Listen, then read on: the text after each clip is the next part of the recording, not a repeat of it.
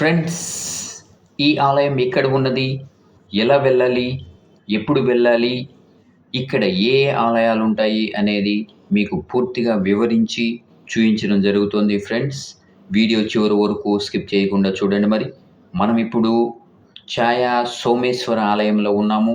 గణపతి దేవుని ముందుగా దర్శించుకుంటున్నాము ఫ్రెండ్స్. ఆ తర్వాత స్వామివారిని దర్శించుకుంటున్నాము. లింగరూపుడై వెలిసి ఉన్న ఛాయా సోమేశ్వర స్వామి ప్రసిద్ధి చెందిన ఆలయం, పురాతన ఆలయము.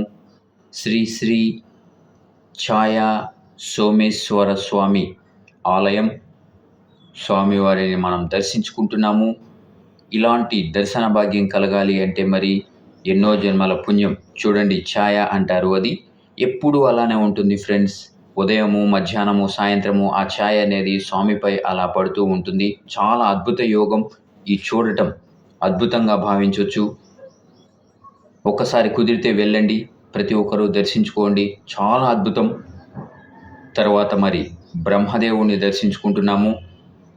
బ్రహ్మదేవుడు బ్రహ్మం గారు అనే పేరుతోటి మరి ఇక్కడ వేంచేయటం జరిగింది.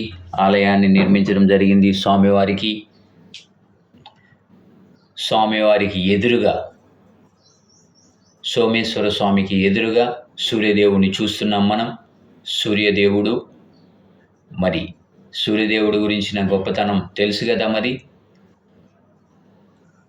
శ్రీ శ్రీ సూర్యనారాయణ ఆలయం దర్శించుకున్నాము మనం. ఇప్పుడు ఆలయానికి మండపం ఉంది. మండపానికి 4 వైపులా 4 స్తంభాలు ఏర్పాటు చేయడం జరిగింది. అద్భుత శిల్పకళ.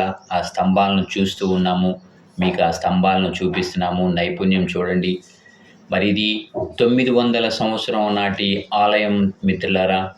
ఎంతోమంది రాజులు దండయాత్రలు చేసి పాడు చేయాలని చూసినా కూడా ఈనాటికి చెక్కు చెదరకుండా ఉన్న ఇలాంటి అద్భుత ఆలయాన్ని ఒకసారి మీరు కూడా వెళ్ళి దర్శించుకోండి. చాలా చాలా అద్భుతమైన ఆలయముగా ఈ ఆలయానికి ప్రసిద్ధి.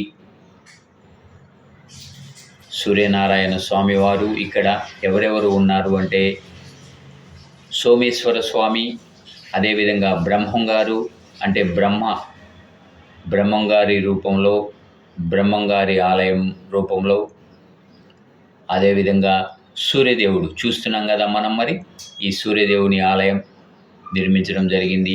3 త్రికోణాకారంలో ఇక్కడ ఈ ఆలయాలను నిర్మించడం జరిగింది.